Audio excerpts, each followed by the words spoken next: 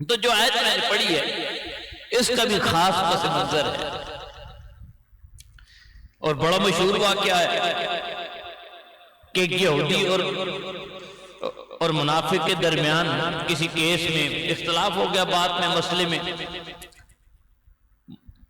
جو بظاہر مسلمان بنا ہوا تھا، یہ رسول اللہ کا کلمہ گو تھا، ظاہری بات ہے مال بھی زیادہ ہوگا، اور اکثر کئی مال بچانے کے لیے مسلمان بھی ہو گئے تھے کہ دونوں طرف سے فائد جمع کر لیں گے۔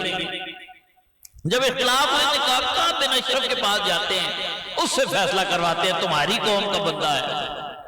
یہودی کو پتا تھا ہے تو میری قوم کا، لیکن حالات اس کی شاید پاکستانی عدالتوں والی ہیں۔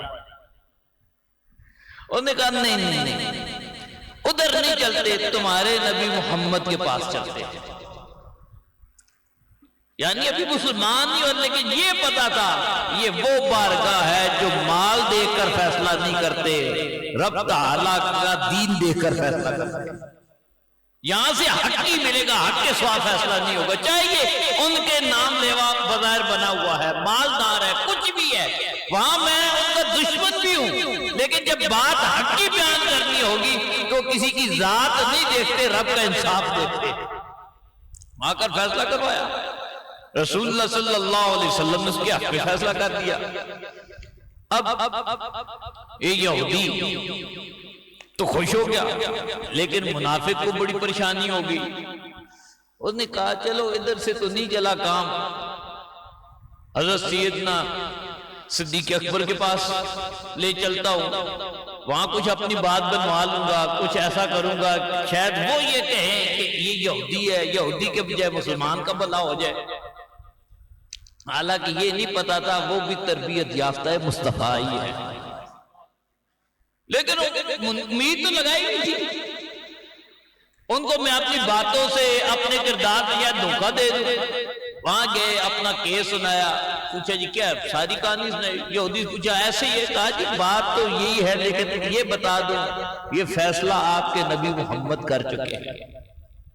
اب صدیق نا وہ بڑے نرم دل بھی تھے، انہوں نے کہا چلو بھاگو یہاں سے، جب رسول اللہ نے فیصلہ کر دیا پھر میرے پاس کیا لینے آئے ہو؟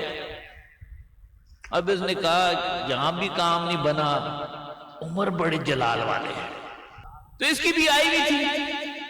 اس نے کہا چلو ان کے پاس فیصلہ کرواتے ہیں۔ وہاں چلا گیا، پوچھا جی آپ نے، ہاں جی کیا کیس ہے؟ کہا جی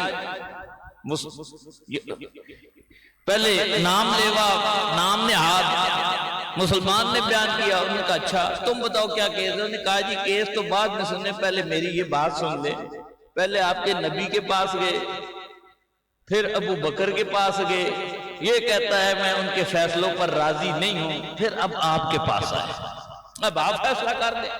ان کا اچھا ٹھیک ہے رکو میں آتا ہوں۔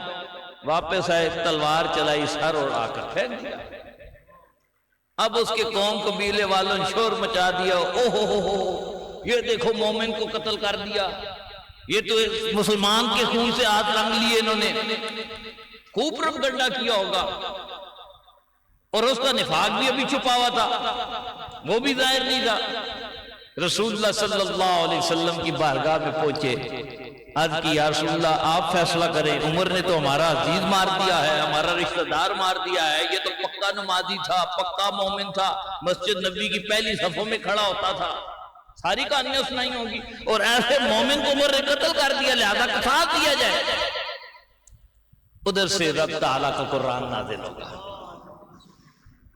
رب نے حکم دے دیا جو نبی کے فیصلے پر راضی نہ ہونا وہ مسلمان ہی نہیں ہوتا۔